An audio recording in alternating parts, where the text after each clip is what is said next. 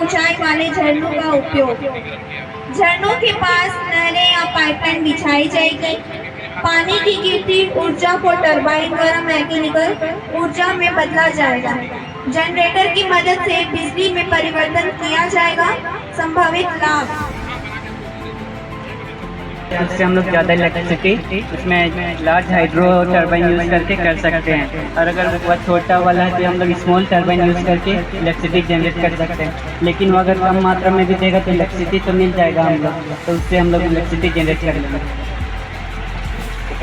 20 megawatt तक बिजली उत्पादन, सभी प्रमुख झरनों को मिलाकर 500 प्लस गांवों की रोशनी का समाधान। जल विद्युत प्रणाली 17, 18, 19,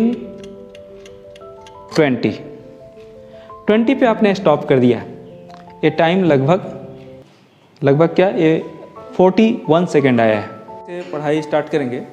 ये रिवीजन के लिए और लर्निंग के लिए काफ़ी बढ़िया है, एक तरह से फन भी होगा। और क्या है ना कि बार बार हम लोग बोलते हैं ये बात आप लोगों को कि घर जा कर के पढ़ कर के आइए, है ना, क्वेश्चन डाउट लेकर के आइए, वो तो हो नहीं पाता है। लेकिन इस टेक्निक से होगा क्या कि आप अपने क्वेश्चन आंसर लेकर के आइए, है ना, आप इस बॉक्स में डाल दीजिए, बारी बारी से उसको निकालेंगे। क्वेश्चन जब पढ़ा जाएगा तो सभी को क्वेश्चन वो मालूम होगा कि इस क्वेश्चन के लिए उत्तर क्या होगा, और कुछ बच्चों के पास उसका आंसर भी रहेगा। तो वो पेपर देख करके वो जान जाएंगे कि जो क्वेश्चन पूछा गया उसका आंसर क्या है। इस तरह से क्या होगा कि रोज़ लिखने की हैबिट भी डेवलप हो जाएगी और साथ साथ आंसर भी हमारा मिलता रहेगा। तो लर्निंग एक तरह से फन और बेटर हो जाएगा। तो चलिए सभी कोई, ये आपका क्वेश्चन बॉक्स है और ये आंसर बॉक्स है, इसमें अपने अपने क्वेश्चंस एंड आंसर डाल दीजिए। जल्दी जल्दी जल्दी आइए, टाइम कम है। क्वेश्चन बॉक्स में क्वेश्चन, आंसर बॉक्स में आंसर, सभी को डाल दीजिए।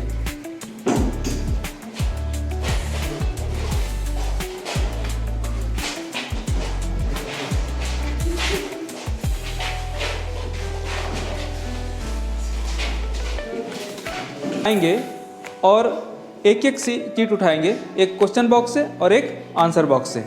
जल्दी कीजिए, आइए आइए आइए आइए।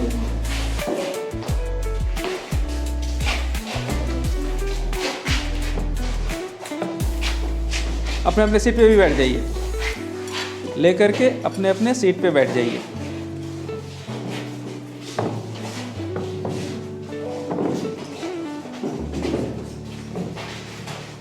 चलिए आप भी ले लीजिए।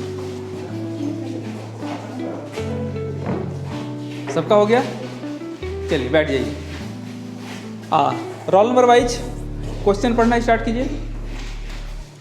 What is the force between two small charge sphere having charge of 2 into 10 to the power minus 7 coulomb and 3 into 10 to the power minus 7 coulomb placed 30 centimeter apart in air? किसी के पास इस क्वेश्चन का answer है?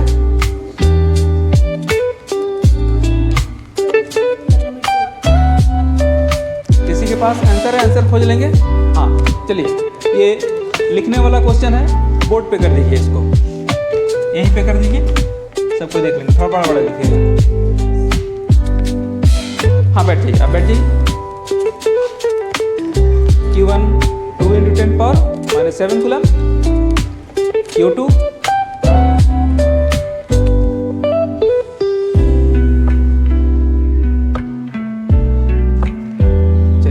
पहले प्रश्न का answer मिल गया। Newton भी लिख लीजिए, न्यूटन, फोर्स का यूनिट न्यूटन होता है। चलिए गुड। चलिए रोल नंबर 2 क्वेश्चन बोलिएगा थोड़ा जोर से।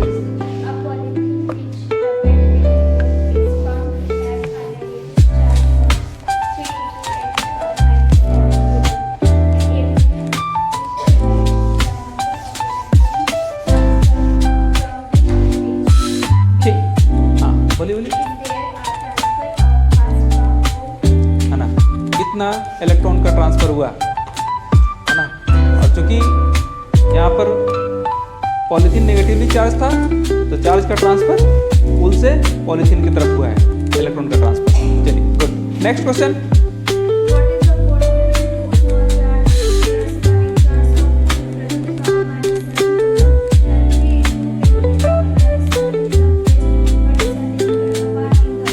चलिए ये क्वेश्चन रिपीट हो गया, ये पहला ही क्वेश्चन था, तो आंसर ऑलरेडी मिल चुका है, अब इसको दोबारा सॉल्व करने की जरूरत नहीं है, बैठ जाइए। नेक्स्ट, आज चलिए अगर रिपीट है तो कोई बात नहीं, रिपीट में भी रिवीजन होगा। हाँ, what is the magnetic intensity? किसी के पास आंसर इसका? अच्छा, आप ही के पास। हाँ, थोड़ा जोर से पढ़िएगा।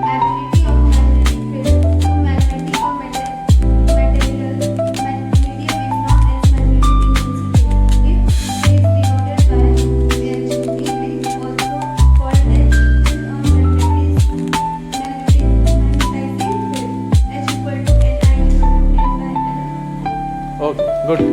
चलिए, फिजिक्स की लर्निंग मल्टी लैंग्वेज में अगर की जाए तो समझने में भी आसान होगा और साथ ही साथ सीखना भी बहुत आसान हो जाएगा।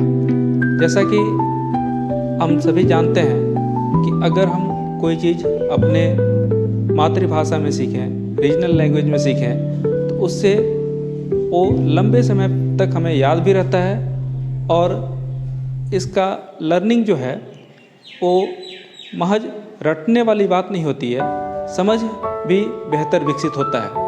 तो इसी संदर्भ में हमने एक छोटा सा प्रयास किया है न्यूटन्स लॉज को यहाँ 3 लैंग्वेज में पढ़ने की, जो कि छात्र बारी बारी से आपको शेयर करके बताएंगे।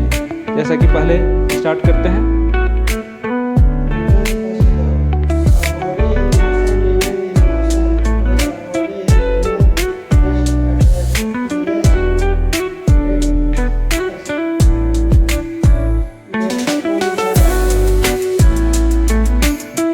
जैसा इंग्लिश में आपने सुना, तो उसका दूसरा लैंग्वेज हिंदी में आप सुन लीजिए।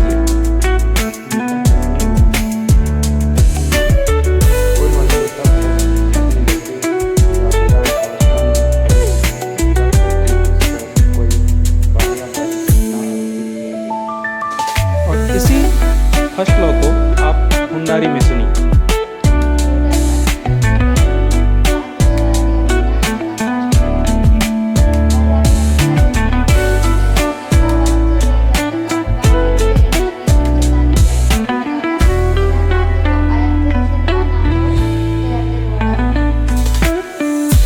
Second law English.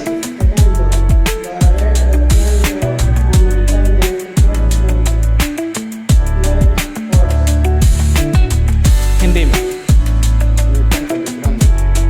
समय में परिवर्तन की दर आरक्षित बल का समानुपाती होता है एवं परिवर्तन उसी दिशा में होता है जिस दिशा में बल आरोपित किया जाता है। मुंडारी में।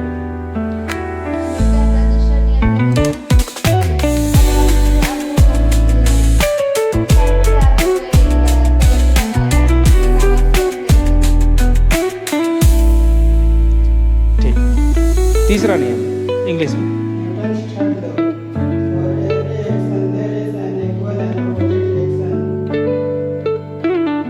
न्यूटन का तीसरा नियम, प्रत्येक क्रिया के विपरीत और बराबर प्रतिक्रिया होता है।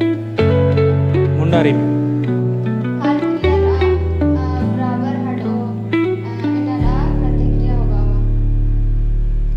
ओके, तो अगर क्लास में ही एक कम्युनिटी बच्चे बना लें जिसमें आपस में ही वो सभी लॉज को ट्रांसलेट करके शेयर करके सीखना चाहें तो बड़ी आसानी से सीख सकते हैं।